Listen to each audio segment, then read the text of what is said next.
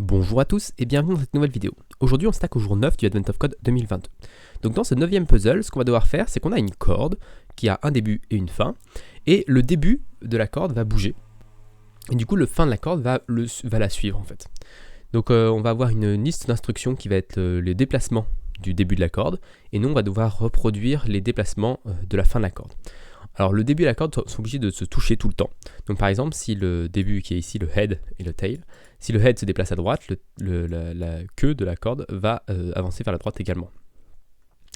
Quand ils sont en diagonale, c'est bon, il n'y a pas besoin de se déplacer. On peut être en diagonale 1, c'est considéré comme s'ils étaient en train de se toucher. Donc il y a un petit exemple un peu plus tard. Donc par exemple, tac, tac, là on est ici, initial state. Donc par exemple là, il se déplace de 4 vers la droite. Donc on voit que le head se déplace, le T ne bouge pas parce qu'ils étaient au même endroit, donc ils sont toujours collés. Ensuite, à partir du moment où c'est le deuxième cran, bah effectivement le tail suit, encore ça suit, etc., etc. Donc là, si on monte up, et bah le tail va suivre également, etc., etc. Donc il y a juste ce côté un petit peu diagonal à gérer. Par exemple, là, il est monté de 1, le head, et le tail n'a pas bougé. Et si on remonte encore de 1, là, il va bouger en diagonale pour suivre le head. Donc on va essayer de faire ça. Je ne sais pas trop encore comment je vais le faire proprement.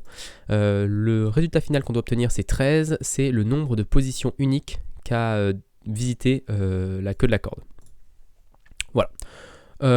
Commençons tout de suite. On va créer notre nouveau projet, Cargo Toml. On va créer notre jour 9. Comme d'habitude. 09.rs. On a une fonction main. On va avoir une fonction part1 qui va prendre un input qui est un static str et qui va renvoyer un usize, je pense que ça va être. Et on va avoir une fonction test qui va faire assert équivalent à 13 part1 de et l'input d'exemple. Il est un peu plus haut, c'est celui-là.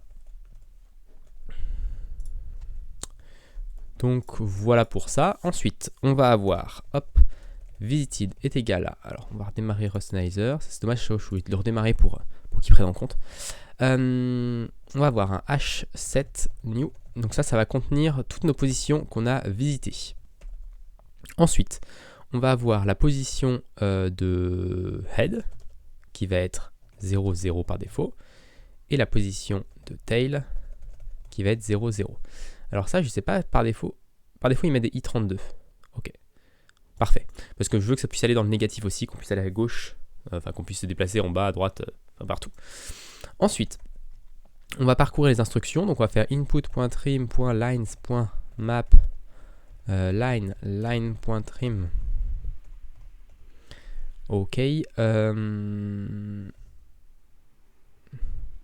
vais le faire avec un for.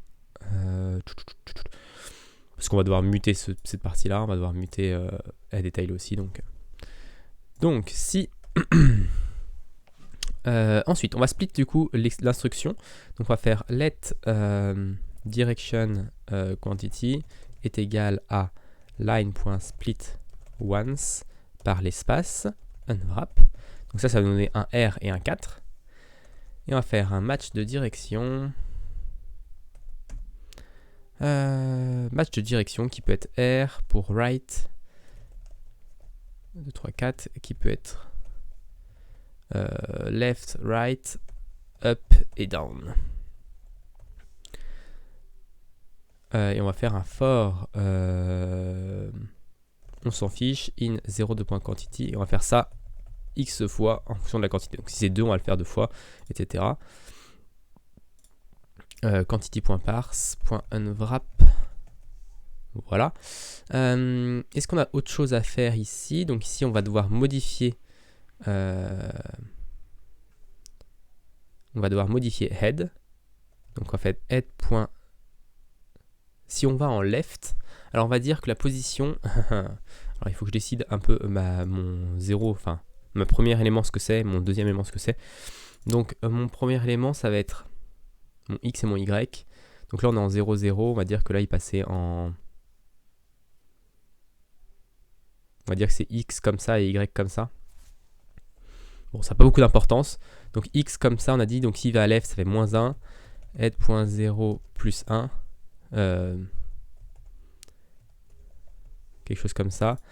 Head.1, s'il va up, on va dire que c'est le Y up.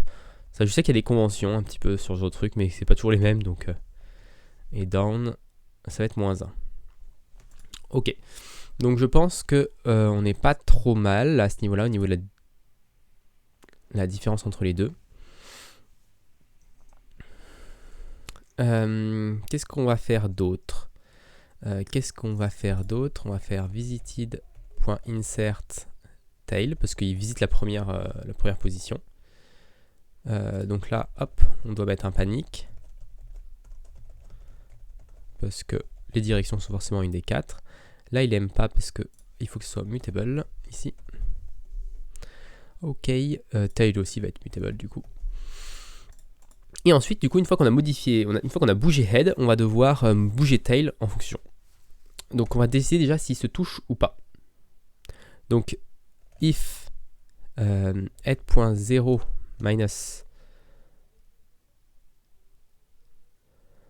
if head.0 minus tail.0. Donc ça, on va faire... est-ce qu'il y a une fonction, est-ce qu'il y a une fonction ABS, mais je ne sais pas où est-ce qu'elle est située.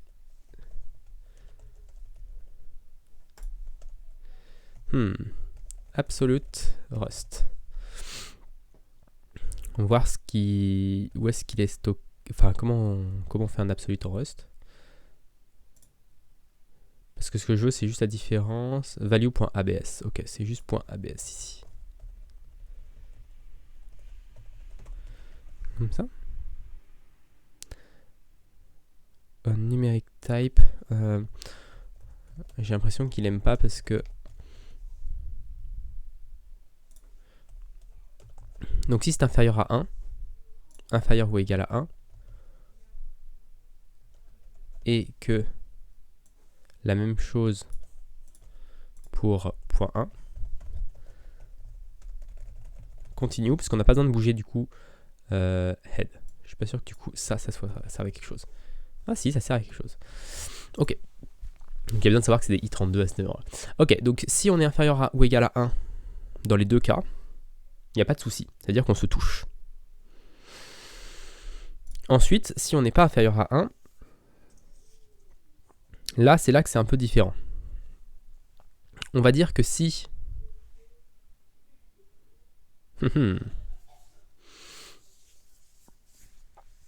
Donc là, si on est sur la même ligne, la question c'est est-ce qu'on est sur la même ligne ou pas.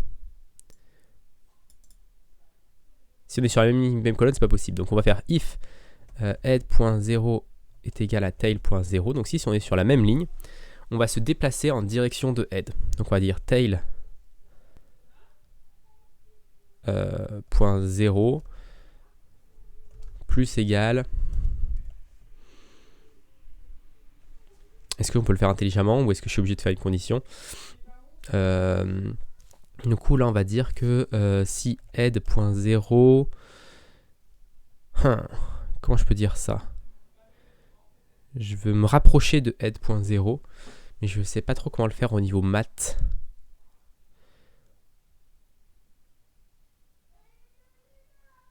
Bon, on va le faire de façon pas maths, parce que si c'est trop compliqué à comprendre de toute façon. Donc if head.0 est supérieur à tail.0, dans ce cas-là, tail.0 plus égal 1. Ok. Et si c'est l'inverse, on va faire moins égal 1. Ok. Donc là, c'est pas le plus propre. Il y a sans doute un moyen de simplifier ça. Donc si... Alors là, je me suis trompé d'ailleurs, c'est... si on est sur la même ligne, c'est le 1 qu'il faut qu'on change. Et si on est sur la même colonne, c'est le 0 qu'il faut qu'on change. Ok. Donc ça, c'est les deux cas les plus simples. C'est si on est sur la même colonne, c'est la même ligne. Et ensuite, si on n'est ni sur la même colonne, ni sur la même ligne, donc là, on peut mettre un continue. Même si je suis pas sûr que... Donc là, c'est-à-dire qu'on est ni sur la même colonne, ni sur la même ligne. Donc, il faut qu'on se déplace en diagonale vers notre élément. Vers notre head. Comment on peut faire ça? Si on n'est pas sur la même colonne, même pas sur la même ligne, c'est qu'on est dans ce cas là où H est ici. Si je joue un petit peu, H est ici, moi je suis ici. Il faut que je me déplace du coup pour le suivre et pour arriver ici.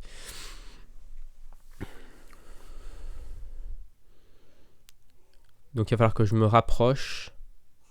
En fait, il va falloir que je me rapproche dans les deux sens, obligatoirement. Je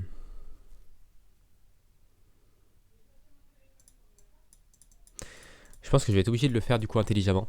Donc en fait, il faut que je fasse la différence entre head et tail. Il faut que je fasse la différence entre head et tail pour les deux axes. Il y en a un qui va me donner plus 1 et un qui va me donner plus 2. Et de toute façon, moi je me déplace que de 1. Donc si ça me donne plus 2, il faut que je le clamp. Je sais pas si Rust clamp ça existe. Je sais pas comment. Diff 0 est égal à head.0 moins tail.0.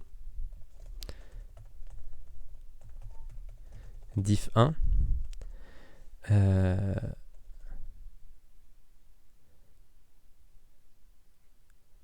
Ok, et ensuite il faut que je clamp num clamp. Il faut que je clamp en moins 1 plus 1. Alors je sais pas si clamp c'est la bonne fonction. Enfin clamp c'est une fonction je crois qui permet de borner une valeur. Si elle est au supérieur, et ben elle revient à cette valeur là. Ouais mais il n'y a pas par défaut.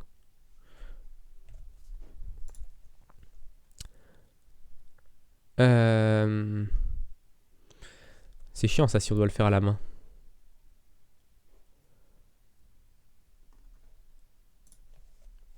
A priori c'est dans un package externe. J'ai pas envie d'installer un package externe pour ça. If diff 0 est supérieur à 1, diff 0 est égal à 1. En gros c'est ça qu'on veut faire.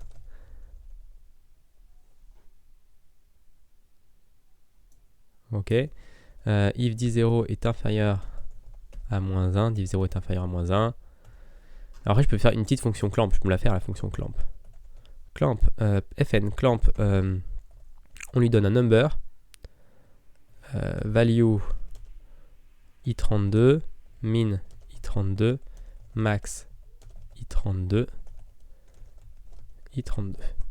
Ok, et ça on peut faire la petite fonction, hop, c'est vrai que c'est plus simple. Hop, autant le faire. Return 1. Alors c'est pas return 1 ici, du coup ça va être return max. Et ça va être pas div 0, ça va être value.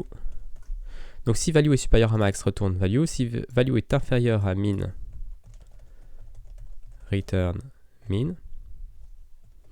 Et sinon, return value. Ok, et donc cette fonction clamp, ça va nous faire clamp de moins 1, 1. Moins 1, 1. On n'a pas besoin d'être mutable, du coup, hop. Et ensuite, du coup, on n'a plus que besoin de tout ça. On a juste besoin de faire tail.0 plus égal diff 0. Tail 1 plus égal diff 1. Et normalement, je pense que ça devrait donner le même résultat. Parce que si head est plus grand que tail, ça veut dire que ça va être diff 0 va être positif. Et du coup, tail on va ajouter quelque chose de positif, donc on va se rapprocher de head. Donc c'est juste cet ordre un petit peu qui peut être un peu différent, enfin qui peut être un peu problématique, mais sinon ça devrait être bon. Et je pense que là on devrait pas être trop mal. Ici on fait visited.length. Et il faut quand même qu'on rajoute le visited, du coup, visited.insert tail.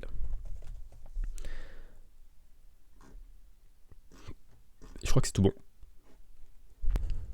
On va voir, cargo test. Je suis pas convaincu par mon malgo, mais ça a l'air de passer. Ok, donc, hop, on va copier-coller notre input. Static str.